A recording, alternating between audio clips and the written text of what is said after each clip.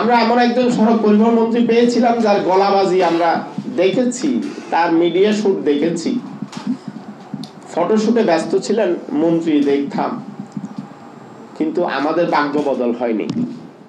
আমরা দেখেছি বিগত 16 বছর আমরা দেখেছি, 15 বছর আমরা দেখেছি পরিবহন মালিক সমিতি এবং শ্রমিক সংগঠনের দুটো কমিটিতে দুটো জায়গায় বাস মালিক সমিতি এবং শ্রমিক ফেডারেশন এই দুটো সংগঠনকেই প্রধানতম সংগঠন হিসেবে ধরে সরকার পরিবহন ব্যবস্থা নিয়ন্ত্রণের চেষ্টা করেছেন।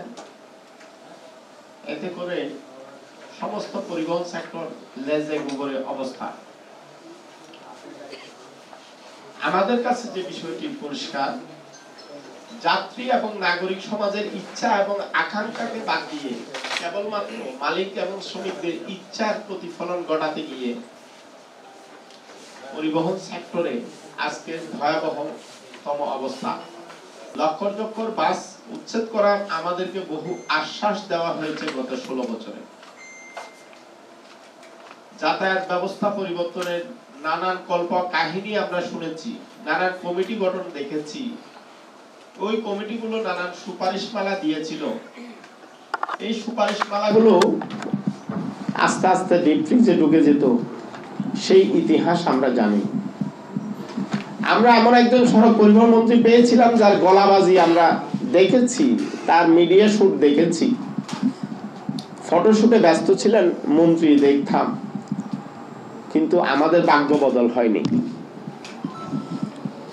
আমাদের ভাগ্য বদল হয়নি। আজকের আলোচনা সভায় আমরা এই বিষয়গুলো আপনাদের সামনে তুলে আনতে চাই এবং আইনে পরিবহন আইনের কোন কোন জায়গায় জনগণের অংশগ্রহণ প্রয়োজন, একান্ত অংশগ্রহণ প্রয়োজন, যেটা সরকার মনে করতো না। সেই কারণেই এই সরকারকে, গণতান্ত্রিক সরকারকে আমরা স্বৈর শাসক বলছি। যে সরকার জনগণের ইচ্ছা এবং আকাঙ্ক্ষাকে গুরুত্ব দেয় না। আমরা প্রধানমন্ত্রীর মুখ থেকে শুনতাম যাত্রীরা বাসে উঠতে জানে না, যাত্রীরা রাস্তায় পথ চলতে জানে না, কিন্তু যাত্রীরা সরকার থেকে বিচ্ছিন্ন ছিল, এই কথা আমরা বারবার তুলে ধরার চেষ্টা করেছি। সরকার যাত্রী সাধারণের জন্য কি সিদ্ধান্ত নিচ্ছেন এটা আমরা জানতাম না। এটা মালিক শ্রমিকদের নিয়ে বসে নেওয়া হয়েছে। আমরা বারবার চেষ্টা করেছি, নানানভাবে চেষ্টা করেছি সরকারের সিদ্ধান্ত গ্রহণের জায়গায় জনগণের মতামতটাকে তুলে ধরতে। আমরা চেষ্টা করেছি ভাড়া নির্ধারণের ক্ষেত্রে একটা বার্গেনিং এর ন্যূনতম সুযোগ।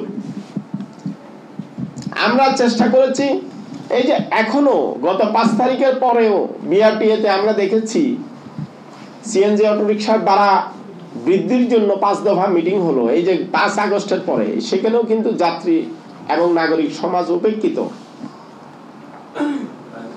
আমরা যখন 2016 সালে 1 লাখে সিএনজির ভাড়া 60 ভাগ বাড়ানো হলো, তখন বলেছিলাম আপনারা ভাড়া বাড়িয়ে দেবেন কিন্তু শৃঙ্খলায় ফেরাতে পারবেন না।